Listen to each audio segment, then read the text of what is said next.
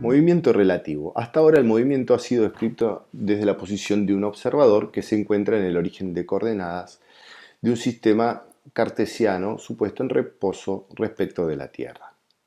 El problema que vamos a abordar ahora es el de correlacionar las observaciones de dos observadores, que en el caso más general se encuentran ambos moviéndose con respecto a un sistema de referencia fijo a Tierra.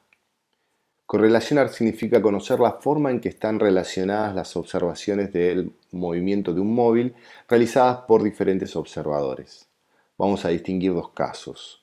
Cuando querramos relacionar la observación de cada observador del movimiento del otro observador, o bien el de correlacionar la descripción que ambos observadores, en general en movimiento, realizan de un objeto que también se encuentra en movimiento.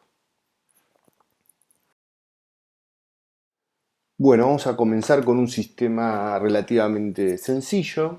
¿Sí? Tenemos un sistema fijo a tierra, ¿sí? Que es este O, y acá están los ejes X e Y asociados a este sistema de referencia O.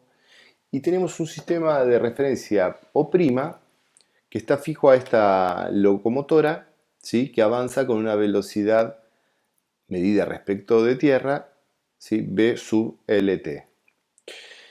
Dentro de un vagón que es arrastrado por la locomotora, hay una persona, un hombre, ¿sí?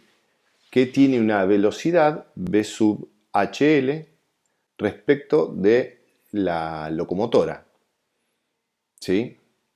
Entonces tenemos que un sistema fijo, O', se mueve junto con la locomotora, el sistema O está fijo a tierra, y ambos sistemas coordenados son paralelos entre sí, es decir, los versores de cartesianas X y X' y E' son paralelos entre sí. Bien. Bueno, diría que hasta no es intuitivo, ¿sí? Pensar que la velocidad del hombre respecto de tierra es la composición de las velocidades, de la suma de las velocidades vectorialmente, ¿sí? Que el hombre tiene respecto de la locomotora, más la velocidad que la locomotora desarrolla respecto de la Tierra. Aquí hemos representado la situación más general, ¿sí? Con dos sistemas de referencia, O y O', ¿sí? Que están separados por una distancia dada por el vector R o', es decir, la punta de esta flecha está en el origen O' y la cola de la flecha está en el origen O.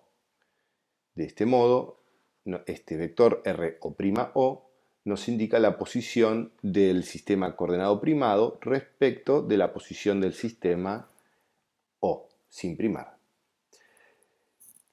Por otro lado, las observaciones referidas a la ubicación del punto P del espacio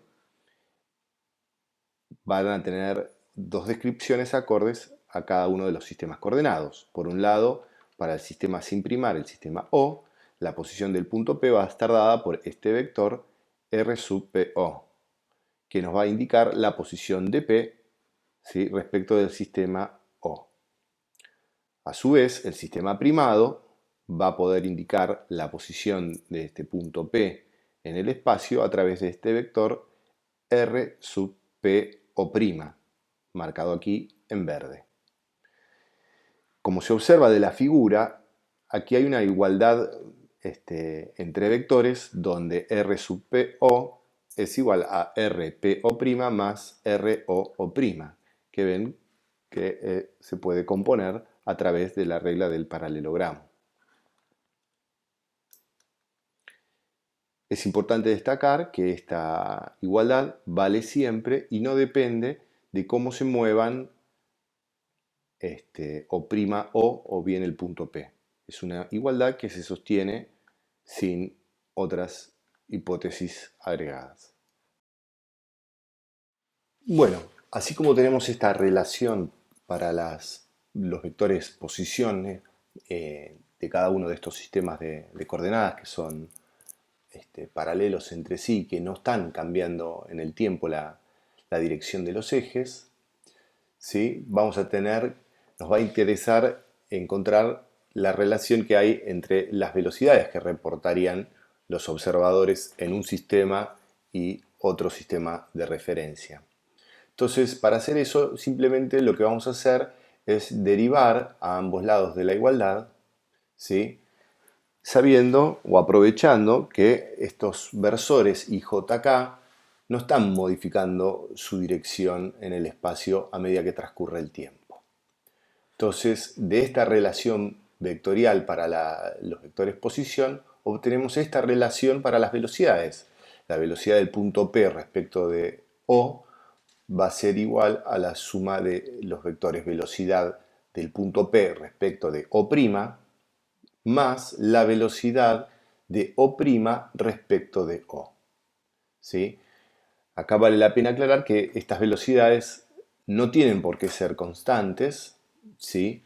Y pueden tomar distinto tipo de valores. O sea, podría estar quieto el punto O y el que esté en movimiento fuera el O', o al revés, o podrían los dos tener velocidades cada uno de estos dos sistemas.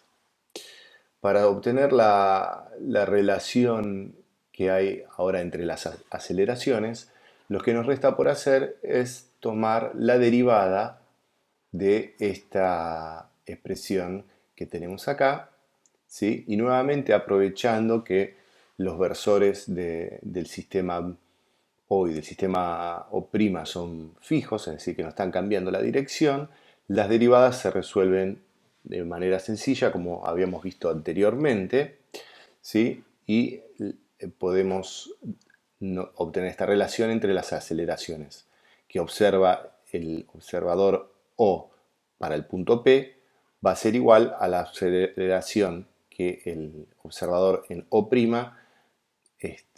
le asigna a P más la aceleración que tiene el sistema O' respecto de O. ¿Sí? Recordar que, como habíamos dicho, las velocidades no tenían por qué ser constantes. Entonces, por ejemplo, si la aceleración de la locomotora respecto de la Tierra es nula, entonces ambos sistemas de referencia van a medir aceleraciones iguales, ¿sí? Para el hombre que estaba en el vagón de la locomotora. Es decir, si la locomotora no está acelerando respecto de tierra, este término que está acá es nulo y las aceleraciones A sub PO va a ser igual a la aceleración A sub PO'. ¿Sí? No así va a ocurrir para las velocidades. ¿Sí? Si bien la aceleración es nula, de O' respecto de O es nula, la velocidad no tiene por qué serlo. Bueno, si la velocidad del sistema de referencia móvil es constante, ahora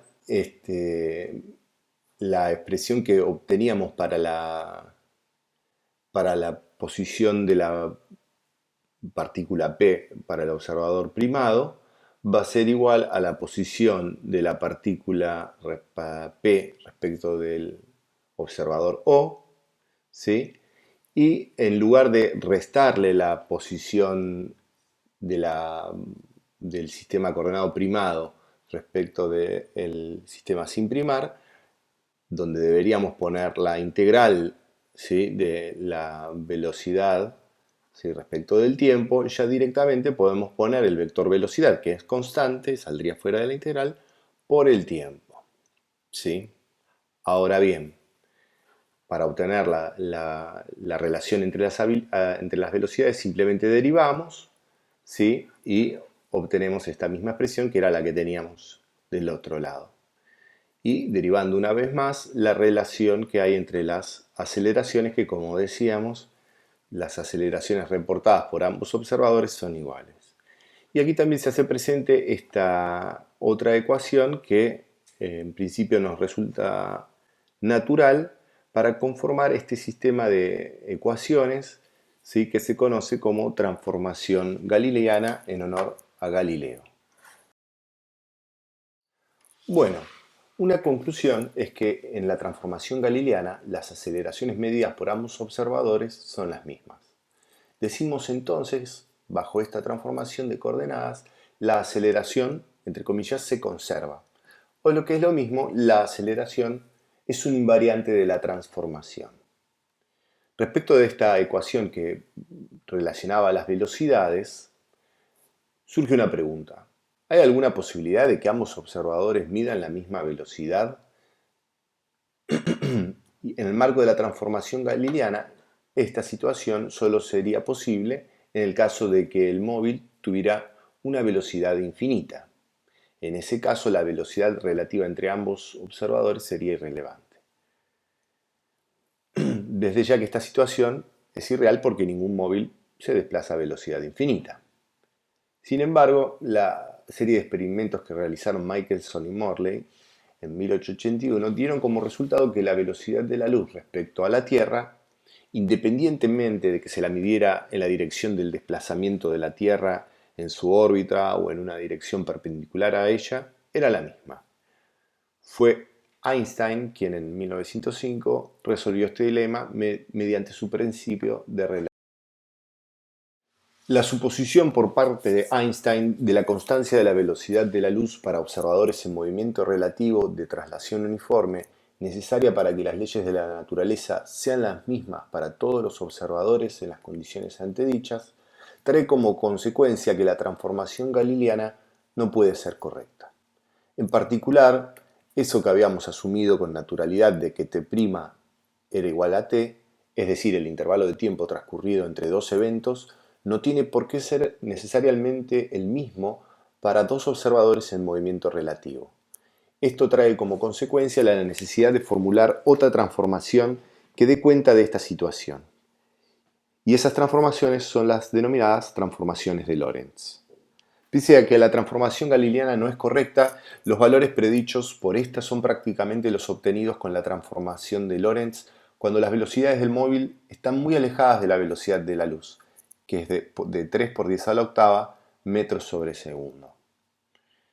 Y este es el caso para los cuerpos que se desplazan en general sobre la Tierra y los que nos van a preocupar para el desarrollo de este curso.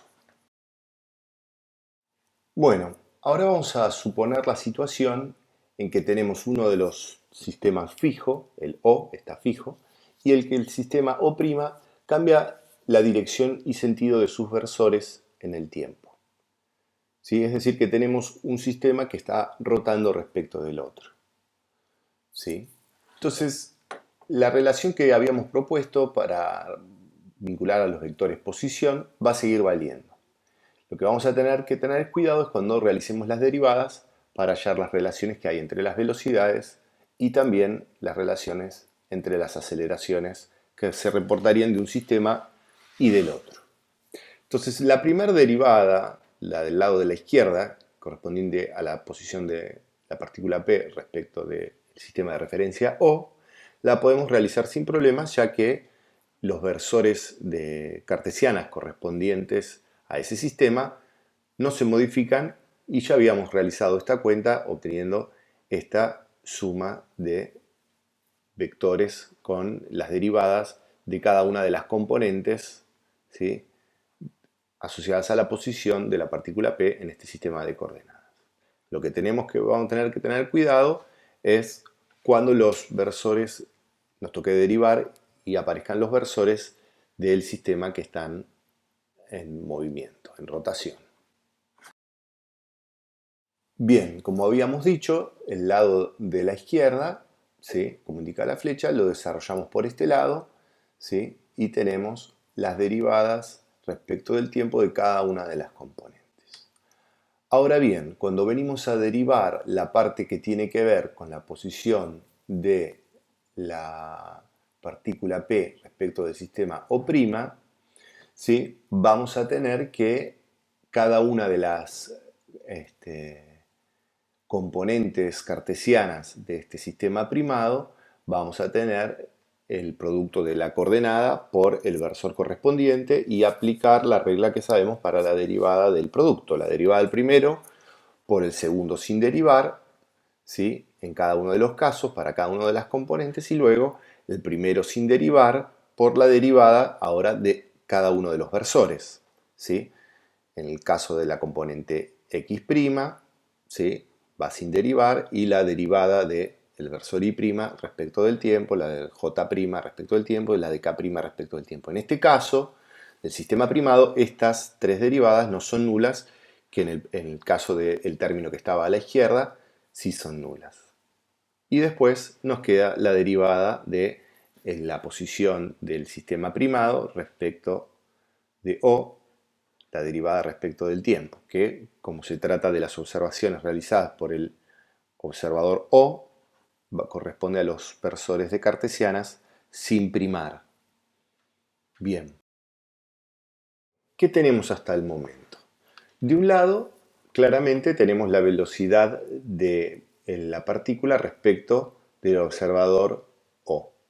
Y del otro lado, cuando hicimos las derivadas de estos dos términos, por un lado tuvimos que, al derivar esta posición del sistema O' respecto de O, tenemos la velocidad del sistema O' respecto de O. Sin embargo, cuando derivamos la posición de la partícula P respecto de O', aparecieron dos términos. Uno, que es la propia velocidad de la partícula P respecto del sistema primado, y otro término que involucra estas derivadas de cada uno de los versores. Entonces, una conclusión interesante es que la expresión que veníamos utilizando habitualmente para las velocidades relativas no nos va a servir para el caso de que el sistema coordenado asociado al sistema móvil esté rotando. ¿Sí? Bueno, la situación que estamos considerando es bastante complicada, es decir, O' no solo se traslada respecto de O, sino que está girando con una velocidad angular omega, ¿sí? De modo que sus versores I', J' y K' están cambiando su dirección a medida que cambia el tiempo, a medida que transcurre el tiempo. Y eso nos lleva a esta relación que habíamos mencionado anteriormente, ¿sí? No solo tenemos que, para compatibilizar las observaciones realizadas por O, tenemos que tener en cuenta la velocidad que reporta el observador O' de la partícula P y la velocidad del sistema O' respecto de O, es decir, ese movimiento de traslación del sistema coordenado, sino que además tenemos que añadir este término que tiene en cuenta, ¿sí?, la derivada, ¿sí?, de cada uno de los versores, ¿sí?, del sistema cartesiano prima. Como ven, esto puede ser bastante complicado. Vamos a analizar el caso particular del movimiento relativo de rotación con orígenes coincidentes.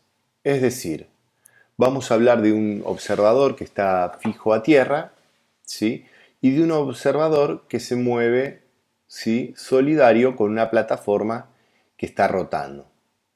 Entonces, supónganse que el hombre que está aquí en el centro de la plataforma que está rotando lanza una bola hacia donde en este momento inicial se encuentra esta persona.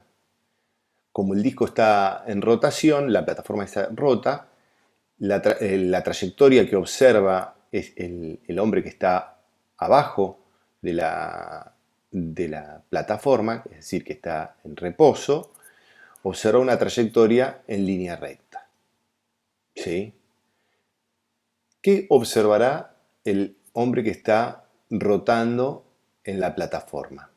Es decir, el observador primado que está en rotación. Bueno, el observador que está sobre la plataforma, es decir, rotando, no va a observar una trayectoria rectilínea.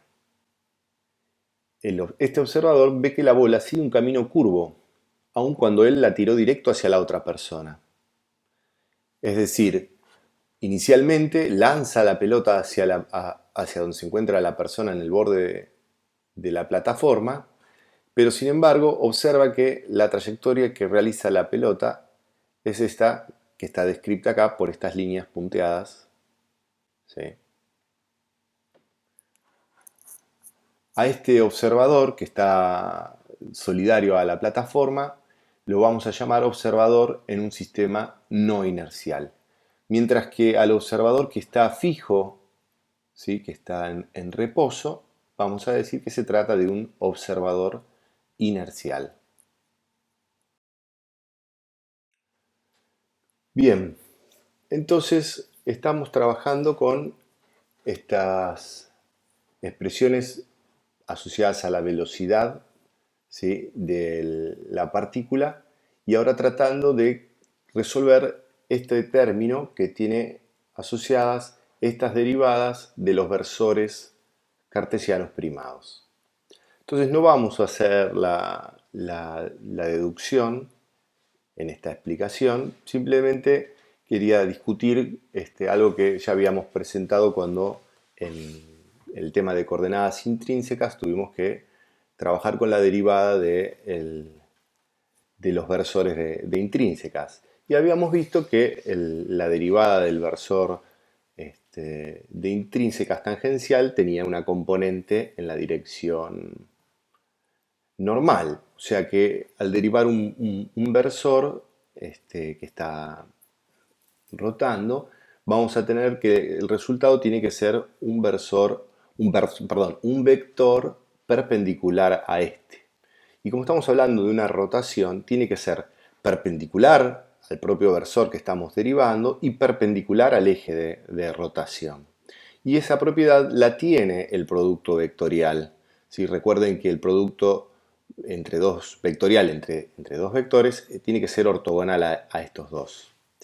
Y por otro lado, tiene que reflejar esta derivada de cada uno de los versores la velocidad de la rotación, es decir, el cambio de este versor, que no se está haciendo más largo, sino que está cambiando su dirección, ¿sí? Debe tener ponderada la velocidad de giro, o sea, debe ser ortogonal al propio versor que estamos derivando, al eje de rotación, y además debe contener en su magnitud la derivada de la información correspondiente a la velocidad de giro.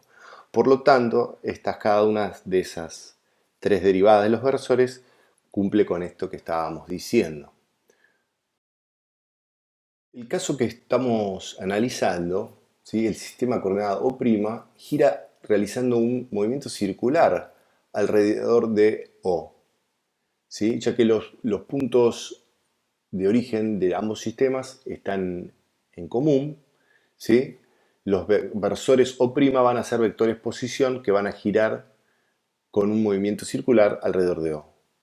¿Sí? Esto nos lleva a que las derivadas de cada uno de estos versores se puedan escribir de este modo relacionando a la velocidad angular omega vector, ¿sí? Con cada uno de los versores. Como habíamos visto cuando hicimos la derivada del versor de coordenadas intrínsecas, el versor tangencial, habíamos visto que la derivada de ese vector tenía en cuenta, de ese versor, nos daba un vector que era perpendicular a la dirección tangencial, nos daba un vector que tenía una componente normal. Y aquí ocurre lo mismo, ¿sí? La derivada de ese versor nos da un vector que es perpendicular tanto al propio versor como al eje de giro, ¿sí? Y eso para cada una de las componentes. Y además, justamente la magnitud de esa derivada va a depender de la velocidad con la que se está desarrollando ese giro. Por eso aparece la velocidad en este producto vectorial, ¿sí? Cuyo resultado va a ser un vector perpendicular a ambos de los miembros de este producto. Si juntamos lo que habíamos dicho, ¿sí? Anteriormente, para compatibilizar estas dos observaciones referidas a la velocidad de la partícula P respecto de O y la velocidad de la partícula P respecto de las observaciones que realizó el observador primado, vemos que aparece todo este término, ¿sí? Donde aquí hemos obtenido las derivadas de cada uno de los versores, ¿sí? Y esto que queda tan largo en forma vectorial se puede compactar, ¿sí? sacando factor común a la velocidad angular, ¿sí? Del otro lado lo que nos queda justamente es el vector posición, ¿sí? De la partícula P respecto del observador primado. Es decir, nos queda una expresión relativamente compacta donde la velocidad que reporta el observador fijo en un sistema inercial es igual a la velocidad que reportaría el observador en el sistema que está rotando, ¿sí? Más este término que tiene en cuenta la velocidad angular con la que está girando, producto vectorial por el vector posición desde el sistema primado hasta el punto P. En este caso particular que estábamos mirando recién, ¿sí? El vector posición en el sistema fijo, RPO, es igual al RPO' en el sistema que está rotando. Más allá de que la evolución de lo que le pase a cada una de las componentes en este sistema cartesiano que está rotando puede ser muy complicado, la flechita correspondiente al vector posición es esta que está marcado en rojo. Ambos vectores son equivalentes. Entonces a esta expresión que estaba acá anteriormente podemos cambiar y en vez de poner RPO', poner RPO.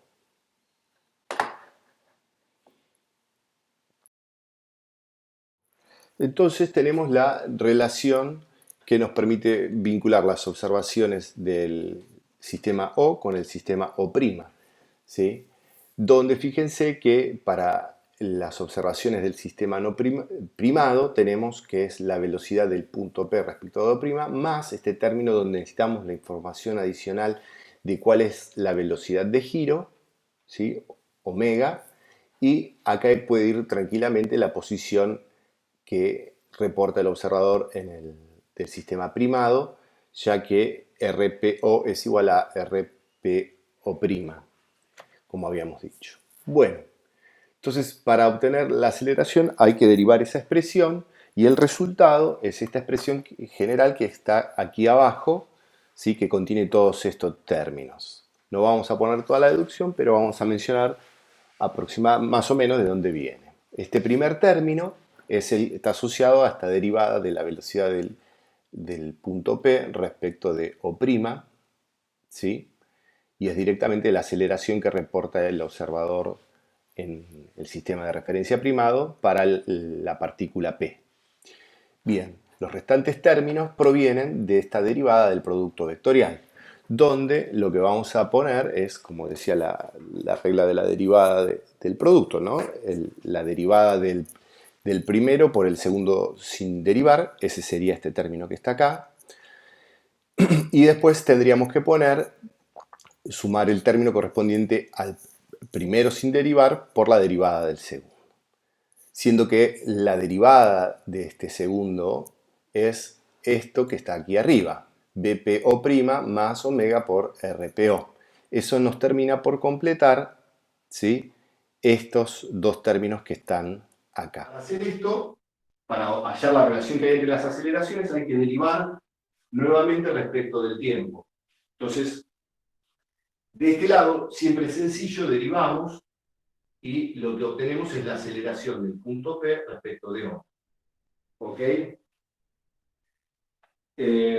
Y del otro lado, ¿sí? Cuando derivamos esto, ahí es donde está mal lo que digo en las diapositivas, y lo dije de atolondrado por apurarme.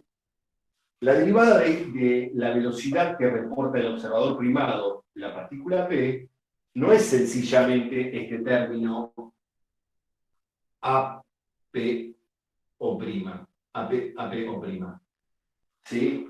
Porque justamente los versores sobre los cuales él le compone la velocidad, ¿sí? Están cambiando en función del tiempo. Lo que quiero decir es esto. Voy a desarrollar ahí, creo que me voy a dejar este renglón de acá y voy a borrar arriba y voy a desarrollar lo que está mal en las diapositivas, en las diapositivas con audio que puse. Eso lo pasé muy rápido, y si no, no se entiende por qué aparece ahí un 2 que está en todos los libros. ¿Okay? Resulta así, al derivar este término respecto del tiempo, escribamos primero cómo se ve este término. Este término es la velocidad componente x' en y' versor, más bi' en j' versor, más bz' en k' versor. ¿Está bien? Y lo que tenemos que hacer es justamente derivar esto respecto del tiempo. Entonces, al derivar esto respecto del tiempo, tenemos que derivar cada uno de estos tres términos y tenemos un producto. Entonces, cuando hago la primera parte de esa derivada, derivo la derivada del primero respecto del tiempo por el segundo sin derivar. Y hago lo mismo con cada uno de estos tres términos.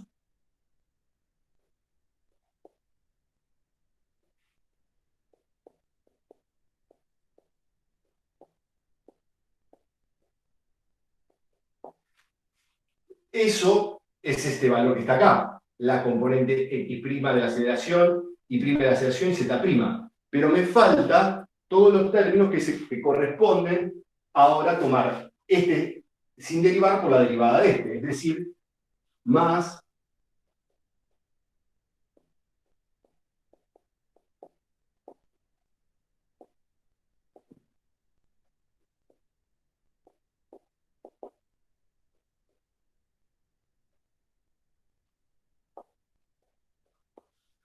¿está bien? ¿Sí?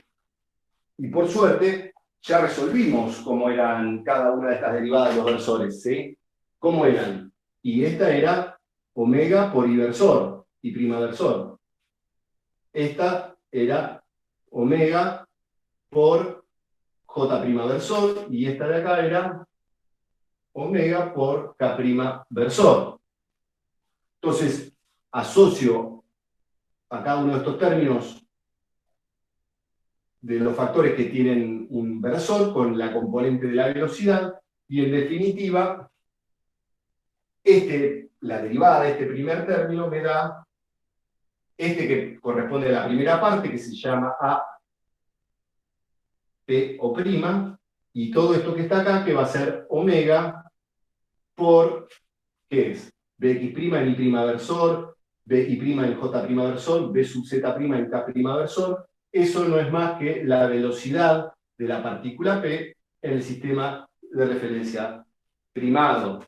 ¿Está bien? Entonces, por la derivada de este término respecto del tiempo, no aparece solo este, sino que además aparece omega por la velocidad de P respecto de O'. ¿Ok?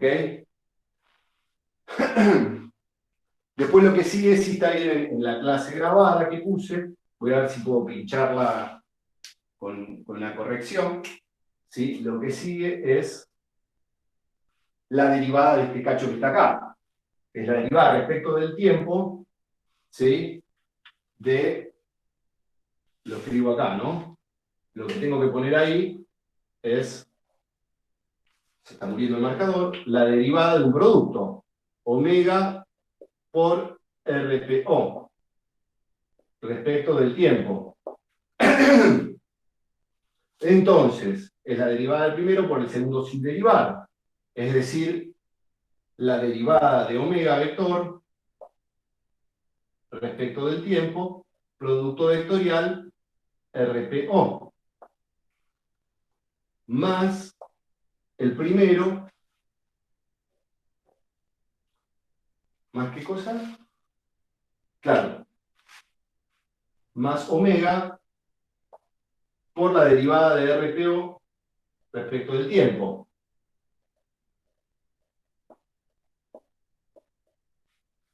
¿Está bien? Entonces, fíjense, para hacer esta parte, voy a utilizar esta ecuación que ya desarrollamos acá. ¿Sí? Esto que está acá, BPO, que se borró, se me olvidé en la flechita del vector, es esta derivada que está planteada acá. Entonces, si reemplazo con eso ahí, ¿sí? Lo que voy a tener es dos términos. Uno que va a ser omega por la velocidad, ¿se ve ahí abajo? Sí. Omega por la velocidad de P respecto a O, prima, más omega por omega por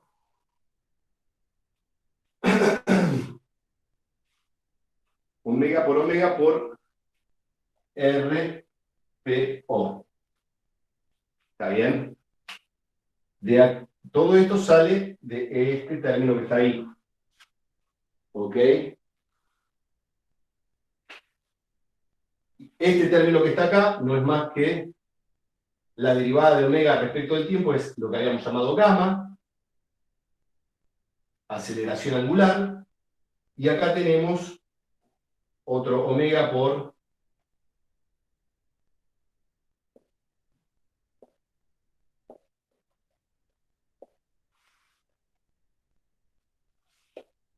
entonces, fíjense que tenemos dos términos, como figura ahí, con omega por la velocidad de P respecto de O', ¿ok? Que es lo que figura la última ecuación de la diapositiva 42. Y esta expresión está expuesta nuevamente, lipita en la ecuación, en la diapositiva, en la diapositiva 43, ¿sí? A este término que aparece desplegado en dos partes, lo podemos condensar en uno solo, que se llama aceleración de Coriolis. ¿Sí? Bien, entonces, todos estos términos que están aquí tienen nombres particulares y son los que nos permiten adaptar las observaciones del sistema primado, ¿sí? Compatibilizarlas con las del sistema fijo. Bien, este es el resultado que obtuvimos. ¿Sí? El primer término es directamente la aceleración del punto P medida en el sistema O'. ¿Sí? Al segundo término se lo denomina aceleración de Coriolis, ¿sí? Y depende de la velocidad que tiene la partícula respecto del sistema primado. ¿Sí? Al tercer término se lo denomina aceleración centrípeta, ¿sí? Y al cuarto término es la aceleración angular, que si el disco, la plataforma gira con velocidad constante, este término, ¿sí? Se anula, porque la aceleración angular es cero. ¿Sí? Bueno, esta expresión de la aceleración es muy importante para estudiar el movimiento de un cuerpo respecto a la Tierra. Un sistema fijo a la Tierra es un sistema con rotación uniforme omega en torno al eje de rotación terrestre. Omega sería la vuelta completa, los 2 pi radianes, y si es uniforme serían 2 pi radianes dividido el tiempo que le dura hacer la vuelta completa, que es un día. Eso nos daría la velocidad angular. ¿Sí? La aceleración angular es cero porque suponemos que es constante la velocidad. La aceleración que midamos, nosotros somos el observador fijo a este sistema de referencia móvil, es el observador que está amarrado a este sistema de referencia móvil que es la Tierra. Para un cuerpo cualquiera en movimiento va a ser entonces la que vimos en la ecuación de antes, ¿no?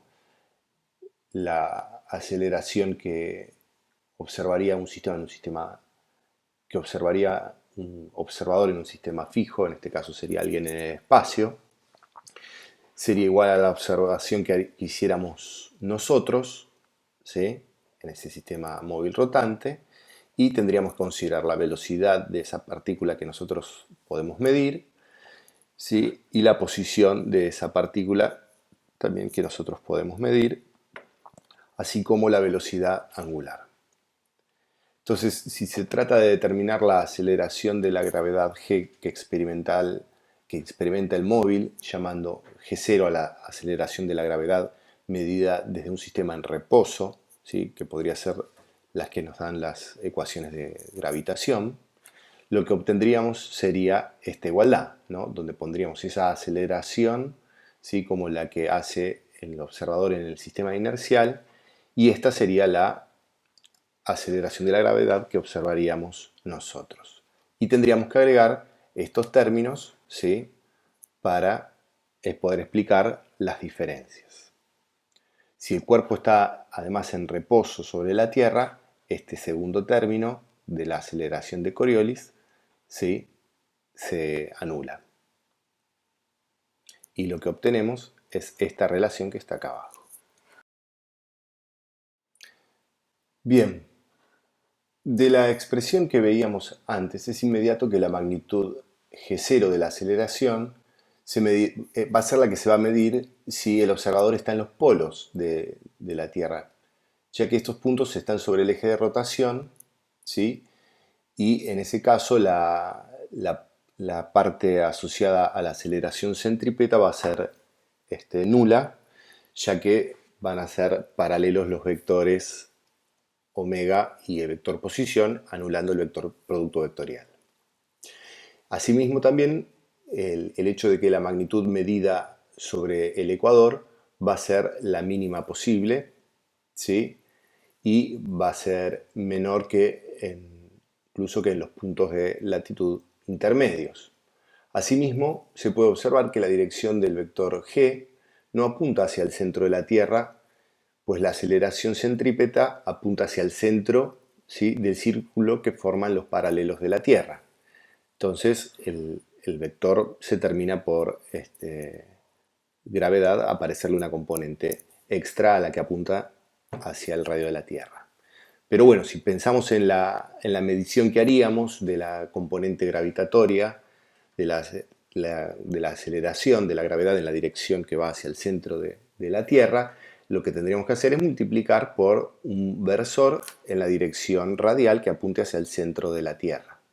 O sea que de la expresión anterior, donde despejamos lo que mediríamos nosotros, ¿sí? Nos aparece justamente lo que es el valor de gravedad que dan las leyes de gravitación universales, ¿sí? Apuntando hacia el centro de la Tierra, y también deberíamos aplicar el producto vectorial a la componente centrípeta para ver qué es lo que efectivamente mediríamos. Considerando que el radio de la Tierra es del orden de 6,35 millones de metros, ¿sí? Podríamos calcular cuál es la aceleración que mediríamos en una posición como por ejemplo en el ecuador. Cuando el cuerpo sí se mueve con respecto a la Tierra, si su velocidad es elevada, va a experimentar la aceleración de Coriolis. Esta aceleración es la responsable de que aquellos cuerpos que caen verticalmente desvíen su trayectoria hacia el punto cardinal este, debido al sentido de rotación de la Tierra. Esto ocurre tanto en el hemisferio norte como en el sur, y es un efecto que afecta seriamente a la trayectoria de los satélites. Este efecto también es responsable de que si el cuerpo se desplaza en un plano horizontal, se desvía hacia la derecha en el hemisferio norte y hacia la izquierda en el hemisferio sur. Esto explica la rotación de los huracanes en sentido contrario al de las agujas del reloj en el hemisferio norte y en el sentido de las agujas del reloj en el hemisferio sur. La aceleración de Coriolis explica asimismo la rotación observada del plano de oscilación del péndulo, que se conoce como péndulo de Foucault. Bien, con lo que hemos visto hasta la clase de hoy, hemos completado, ¿sí? Toda esta parte que habíamos prometido al inicio, ¿sí? Dentro de la mecánica clásica nos enfocamos en todo este primer área, ¿sí? Relacionada con la cinemática, ¿sí? De la partícula. Es decir, estuvimos estudiando, ¿sí? Cómo describir el movimiento de una partícula, ¿sí? Y pasamos ya por todos estos temas, por lo cual nos quedan muchas cosas para